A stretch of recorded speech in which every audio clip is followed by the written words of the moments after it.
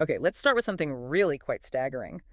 Imagine a historical document, a foundational text for civilization, that says one king ruled for 43,200 years. 43,000 years. Yes, and his successor, 36,000 years. And then, before this huge flood supposedly wiped everything out, the text adds it all up. 8 kings ruled for a total of 241,200 years. It sounds completely mythical, right? Like cosmology, not history. But this document, it's very real. It's the Sumerian King List, the SKL, scholars call it, or sometimes the Chronicle of the One Monarchy. And that's what we're diving into today. But our mission, and this is crucial, isn't just to laugh at the numbers or, debunk them. No, absolutely not. We actually need to try and stay neutral here, dismiss that initial disbelief. Because if we do that, we can start to understand the sheer genius behind this document. It's one of the most complex, politically loaded pieces of writing from the ancient world. Exactly. We've got to accept right from the start that this text is less about preserving actual history. And almost entirely about political manipulation. About power. Oh. Right. We need to figure out why it was created, why blend these, frankly, impossible reigns with rulers we can actually verify, people who maybe ruled for 11 years. That's the core question. Yeah. Its main job wasn't accurate chronology. It was political legitimization. There's a great phrase scholars use. It's a perfectly transparent fiction. A perfectly transparent fiction. I like that. Yeah, it's about controlling the present by essentially inventing a past that serves the rulers right now, the ones who commissioned the text. Okay, so if it's propaganda, what's the argument it's making? What's the blueprint here? Let's start with the core idea, the thing the whole list seems to revolve around. Right. The key is in the Sumerian name itself, Namlugal. Namlugal. Yes. And if you break that down, it doesn't just mean king or even kings. It's much more abstract. It translates as kingship, the concept itself. Ah, okay. That changes things immediately, doesn't it? For us reading it now, and certainly for people back then. Definitely. If the main character isn't a person, but this abstract thing called kingship, then the individual rulers listed, well, they're just temporary holders. Vessels, almost. Disposable, in a way. The institution itself is what matters. It's divine, it's untouchable, even if the specific king fails or is overthrown. Precisely. And the text hammers this home. Its central argument, its political dogma, is that this Namlugal, this kingship, is singular. It can't be divided. And it was literally lowered from heaven. Lowered from heaven. So it starts as a gift from the gods. Yes. And here's the clever part.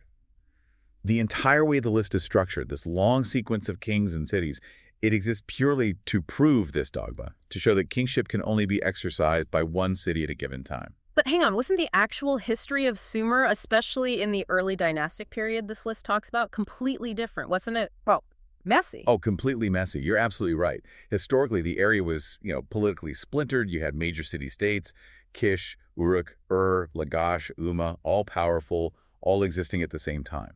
Right, often fighting each other, claiming to be the top dog simultaneously. Exactly. Think of the real history like a map with lots of overlapping circles of power, competing centers. But the SKL just flattens that all out. It draws a straight line, Kish rules, then Kish gets defeated, and only then does Uruk take over, right? Correct. It imposes this unified linear sequence. A falls, B rises, B falls, C rises onto that complicated simultaneous reality. It's fundamental revisionism. So it's not describing what happened, it's prescribing what should have happened, according to whoever wrote it. Precisely. It's imposing order to serve this political goal, proving that the current rulers, the ones at the end of this artificial chain, are the legitimate inheritors. And you mentioned it's a fluid text. It wasn't just carved in stone once, and that was it. What does that mean for the evidence we actually have? It means we don't have one Sumerian king list. What scholars work with is a composite pieced together from at least 18 different versions, often just fragments of clay tablets or prisms. 18. Wow. Yeah, and they vary, sometimes a lot. This textual fluidity, as it's called, isn't just down to scribes making mistakes when copying, though that happened. Oh, okay. More importantly, it's also the result of deliberate editorial decisions to change the text to fit current needs. Ah, okay. That's the key, isn't it? They actively changed the history. They did. As politics shifted, as new rivals appeared or old ones faded, the history recorded in the list had to be tweaked to match the current situation. It's like updating a political manifesto, but disguised as ancient history? Exactly. And when you look at the most complete versions, the political aim becomes crystal clear. The main versions we have seem to have been created or edited to specifically legitimize the rulers of the dynasty of Ison. Eisen. Okay, when were they around? They were a major power after the fall of the Third Empire, roughly between 2017 and 1794 BC. They were looking back over centuries of history. Pulling names from here and there. From old local city lists, yeah. And then forcing them into this single, unbroken line that, surprise, surprise, had to end with them, the rightful heirs, supposedly, of this divine Namlugal. So if the text itself is fluid, changing with the political winds, then the act of writing it down, especially in a permanent way, becomes a really powerful statement. Let's talk about the most famous copy, the Editio Princeps. What does that term mean first? Right, Editio Princeps is just the fancy scholarly term for the first printed edition, or in this context, the most complete and primary version of the text we've found. For the SKL, that's the Weld-Blundell Prism, usually just called WB444. WB444. And it's not just some small tablet, is it? This thing is substantial. Found near Larsa, dated around 1800 BC. It really is. It's a baked clay prism, four-sided, standing vertically. It's about 20 centimeters high, maybe 9 wide. To a decent size. Decent size, yeah. And it's covered, absolutely covered on all four sides with 2 columns each of incredibly dense, small Sumerian cuneiform script. Wow. The effort involved. Shaping the clay, writing so finely, firing it. That screams importance. It does. The sheer labor and skill involved tell you this wasn't just a casual note. It was a major undertaking, signaling prestige and authority. So the physical object itself is part of the message, part of the propaganda. Using a monumental format like a prism. Absolutely. The monumentality is key. In ancient Mesopotamia, formats like prisms or large stone stelae were generally reserved for texts meant to last, texts with real authority. Like law codes. Or royal victories. Exactly. Law codes, treaties, maybe records of major royal achievements, things intended to be seen as permanent foundational truths. So the Ison scribes take this politically motivated, constantly tweaked, fluid text. This theory designed to justify their own rule. And they deliberately choose to inscribe that onto the super authoritative prism format. It's a brilliant ideological move. They're trying to freeze their version of history, their political argument, into something that looks like immutable ancient truth. Making their wish list seem like it was set in stone or, baked in clay. Precisely. Taking a contemporary fiction and packaging it as the official permanent history of the land. And WB444 is crucial because it's so complete. It runs the history right down to one of their own kings, Sin-Magir of Ison. That's why it's considered one of the most important records from ancient Mesopotamia. And where it was found, near Larsa, that's significant too, right?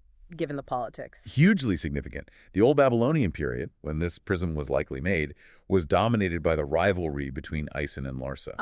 Okay, so finding an Ison-promoting document near their main rival? Suggests it wasn't just for internal consumption in Ison. It was likely a public statement, a political weapon aimed outwards. Imagine it displayed somewhere near Larsa, basically shouting, "We hold the legitimate kingship inherited down this long line, and here's the proof, baked for eternity." Larsa, you're just pretenders. Wow. Okay, so WB444 is the star player, but it's not the only piece of evidence. You mentioned other fragments that show this editing process in action. We do. We have bits and pieces that predate the prism's discovery, or show variations.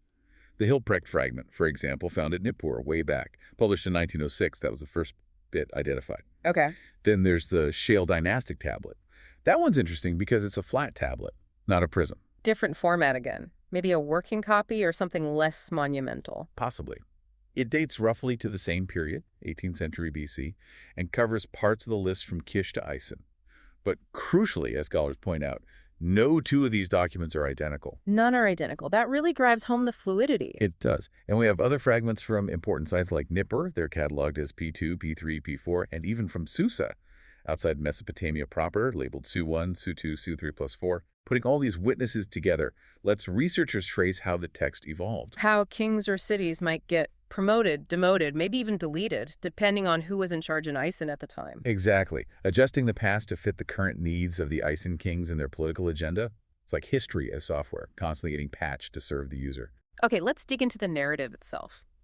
How does the SKL actually structure its story to make this argument for legitimacy? It seems very deliberate, breaking history into acts. Very deliberate. Act 1 is the foundational one, the antediluvian age. Before the Great Flood. This sets up the divine origin. Right, the untouchable beginning. It opens with that classic, almost liturgical phrase. After the kingship descended from heaven, the kingship was in Eridug. Straight away. It's divine. It started in Eridug, a holy city. Precisely. Then it lists the first rulers, Mhm. 8 of them, ruling from 5 different cities in this period. And this is where we hit those numbers that, as you said, we need to just sort of accept for now to understand the point, the fantastically long reigns. Fantastically long is an understatement. I mean, these aren't just Methuselah-like ages. They're cosmic. Right. They break physics. And the text tells us how they're measured, Right. using special Sumerian units.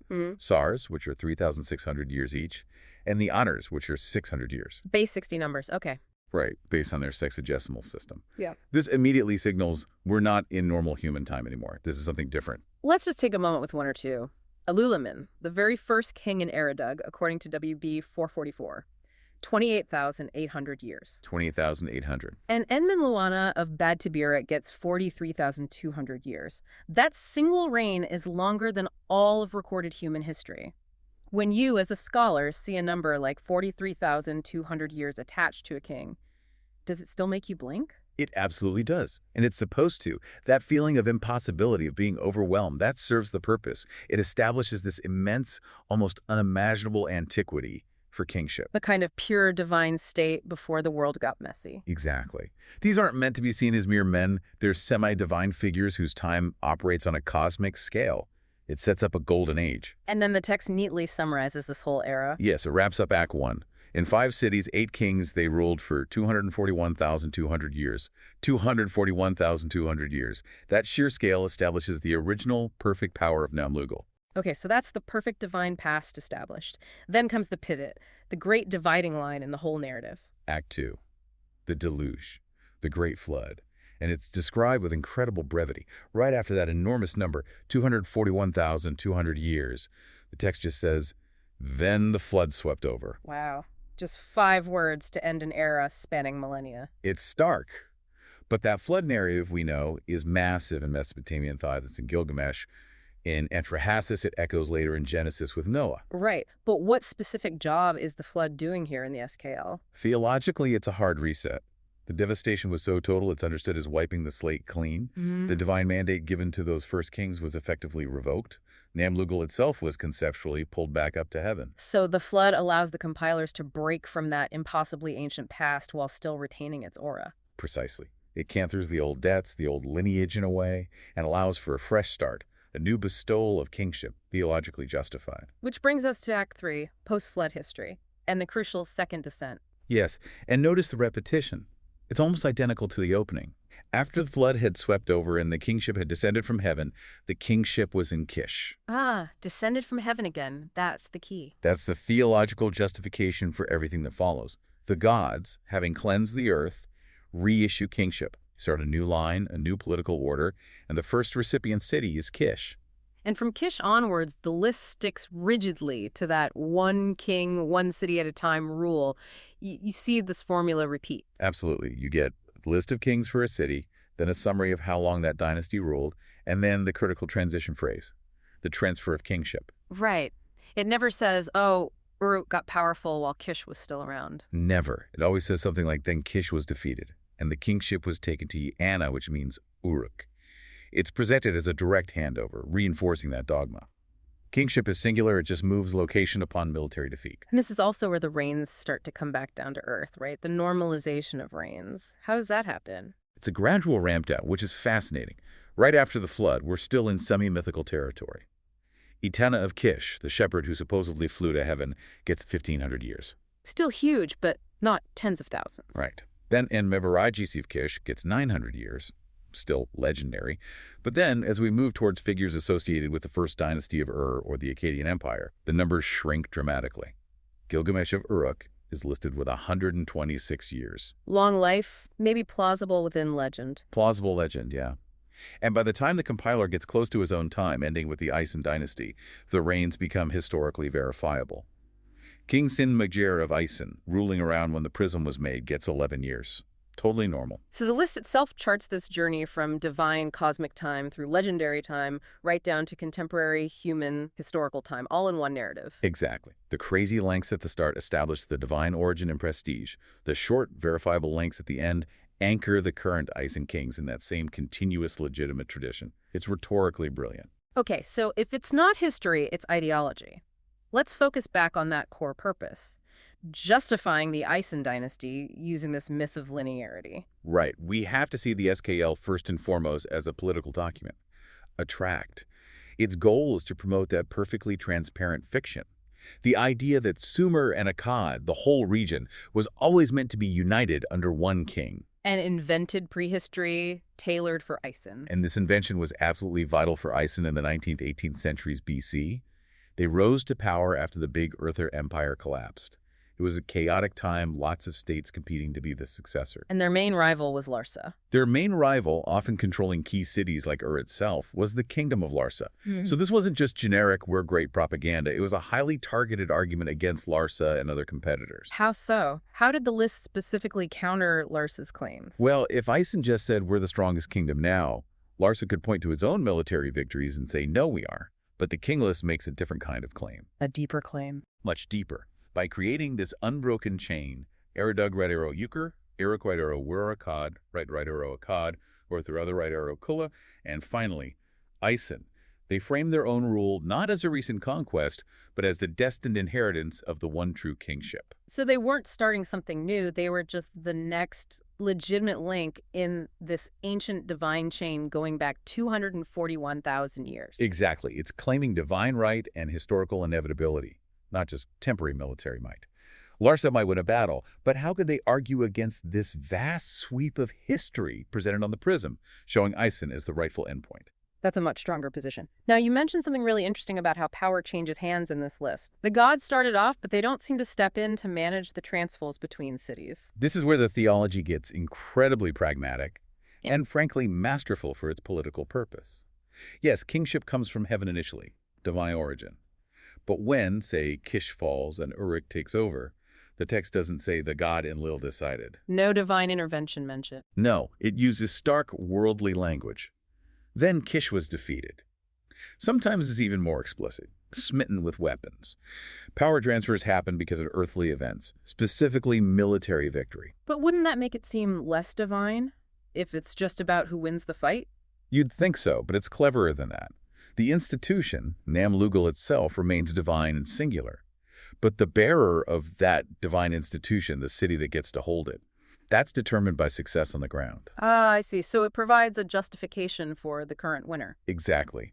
The Ison dynasty, which had to constantly fight Larsa and others, could use this. They could say, look, kingship is divine. The fact that we won the latest war, that we are currently strongest, that proves we are the ones chosen right now to hold this divine kingship. Our victory is a proof of divine favor. So military success becomes the mechanism through which the divine will is revealed. Might makes right, but it's framed as divinely sanctioned might. Precisely. It conflates battlefield victory with divine selection. It's the perfect theology for a state like Ison, trying to legitimize its power in a really unstable world. Every war isn't just chaos. It's the process by which Namlugal finds its proper temporary home. Okay, that's the theory. Now, how did scholars actually pick this apart and prove it was propaganda? Let's start with those huge numbers again. They're obviously wholly unrealistic. Completely artificial, yes. And when you look closely, you see patterns, often multiples of 6 or 60. But the key is not to just dismiss them as fantasy. The most plausible explanation is something called numerological scholasticism. Numerological scholasticism. Okay, break that down. Using numbers to prove spiritual points. Kind of, yeah. It's about using mathematical systems, which were deeply significant culturally and religiously, to demonstrate cosmic truths or order. The Sumerians and Babylonians used base 60, the sexagesimal system. Right, like our clocks in circles. 60 seconds, 360 degrees. Exactly. That system seems to have had deep meaning tied to cosmic order. The units in the SKL, the SAR, 3600, which is 60 by 60, and the Murder, 600, are fundamental parts of this system. So these giant numbers aren't meant as literal history. Almost certainly not. They're likely deliberate, complex calculations using this significant base 60 math, the purpose, to demonstrate the semi-divine, perfectly ordered, cosmically aligned nature of kingship in its original pre-flood state. So the scribe isn't trying to fool anyone about the years. He's using the perfection of the numbers, their grounding in the base 60 system, to say, look how pure and divinely ordered kingship was at the beginning. That seems to be the idea. Mathematical perfection stands in for historical reality to make a theological point about the origin. And this connects to the parallels people see with Genesis, right? Genesis 5 and 11. It does. The parallels are striking. Both the SKL and Genesis have a great flood as a major dividing line, incredibly long lifespans before the flood, and then a sharp drop in lifespan after the flood. It feels like they must be drawing on some shared pool of ideas or stories floating around the ancient Near East. It certainly suggests that. Maybe a common myth about the early world. And there's even a fascinating hypothesis about how the specific numbers might connect through essentially a scribal error. A math mistake leading to myth. Tell me about that. Okay, so imagine there was an older source list, maybe using a familiar base 10 system listing patriarch ages. Now, a Sumerian scribe, thinking in base 60, comes across this list. Okay. If they misinterpret a number written in base 10, say 600, and read it as if it were a base 60 number, the value could explode because base 60 units are so much larger, like interpreting 600 not as 600 but as relating to the SAR or NIR. Exactly. A simple misreading between number systems could potentially inflate plausible large numbers into these astronomical figures like 36,000 years. It's a neat idea, a possible literary accident of mathematics linking the two traditions. A shared result, super long lives before the flood. Shorter after, maybe stemming from different interpretations of a common source or even a calculation error. Fascinating. Okay, let's test the list against reality. Where does archaeology confirm or deny the SKL? Let's take Emeberjesi of Kish. Emeberjesi is crucial. The SKL lists him as a king of Kish, ruling for 900 years. Clearly legendary. 900 years, right? But he's the earliest ruler on the entire list whose name we can actually confirm from contemporary archaeological finds. We have proof he existed. We do. There's a fragment of an alabaster vase found years ago, inscribed in very archaic writing, Meberasi, king of Kish. Scholars are confident this is the same guy. Wow, so he was real, a real powerful king of Kish, but the list gives him 900 years. Exactly. This shows the method. The SKL compiler wasn't just making up names. They took real, known, historical figures like Meberasi and slapped these huge symbolic reign links onto them. Right, using the credibility of the real name to lend weight to the mythical chronology they needed. What about Gilgamesh? He's in the list too, right? 126 years for him. He is. Listed as the 5th king of Uruk, ruling 126 years. Yeah. Now, we don't have inscriptions from his time mentioning him. No direct proof like for Enmeberjesi? No.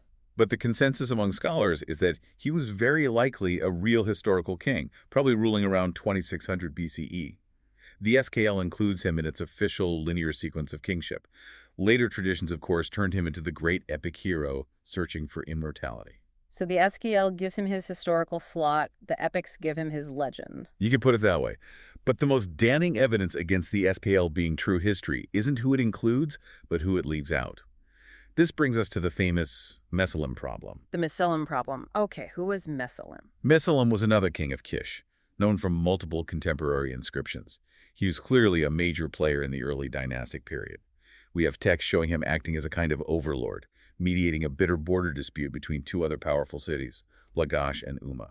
Mediating between Lagash and Umma, that implies he had serious authority over both of them. He wasn't just the local king. Definitely not. He was a regional heavyweight. His existence and his power are historically verified. Okay, so where is he in the Sumerian King List? That's the thing. He's missing from the Sumerian King List. Yeah. Completely absent. They just deleted him. A major king of Kish. Why on earth would they do that?